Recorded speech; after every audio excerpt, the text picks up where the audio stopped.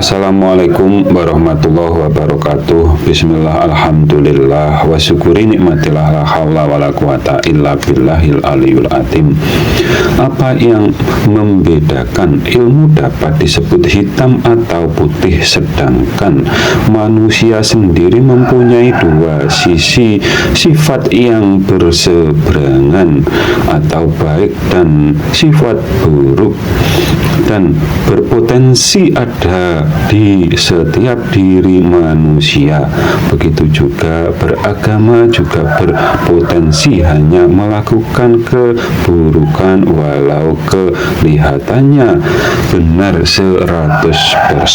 Contohnya banyak pada tokoh keagamaan yang tersandung kesesatan, ada yang dapat terdeteksi juga tidak dapat terdeteksi oleh yang bersangkutan. Bahkan kalau diingatkan, balasannya bisuh. Umatnya baginda Nabi Muhammad Shallallahu Alaihi Wasallam banyak yang gagal memahami agama Islam, dikira kalau sudah melakukan syariat dari baginda Nabi Muhammad Shallallahu Alaihi Wasallam sudah dapat disebut Islam secara lahir batin, dan yang melakukan ajaran dari nabi lain disebut atau dipahami pasti sesat atau kafir. Sedangkan semua nabi itu utusannya Tuhan, dan di zamannya masing-masing dan wilayahnya berbeda juga, karena ada satu masa dua nabi.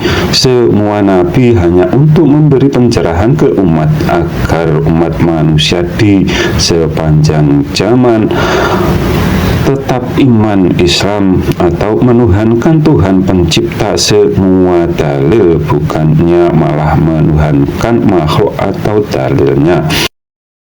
Mungkin yang diajarkan Nabi dalam penyebutannya ada perbedaan, akan tetapi satu yang dimaksud atau yang ditujunya sama. Sedangkan di umatnya baginda Nabi Muhammad Shallallahu Alaihi Wasallam penyebutannya sama, akan tetapi yang dituju atau yang dimaksud berbeda, karena dalam mengimani ayat Al-Quran ada yang mereka selisihi, yang hanya iman sisi ayat ketuhanan Tuhan titik-titik di atas titik-titik saja, beranggapan zatnya Allah Subhanahu wa Ta'ala seperti Nabi Adam, dan untuk membenarkan pendapatnya mereka berselisih sesama penganut tauhid bermata sebelah. Ada yang tangannya kanan semua, ada juga katanya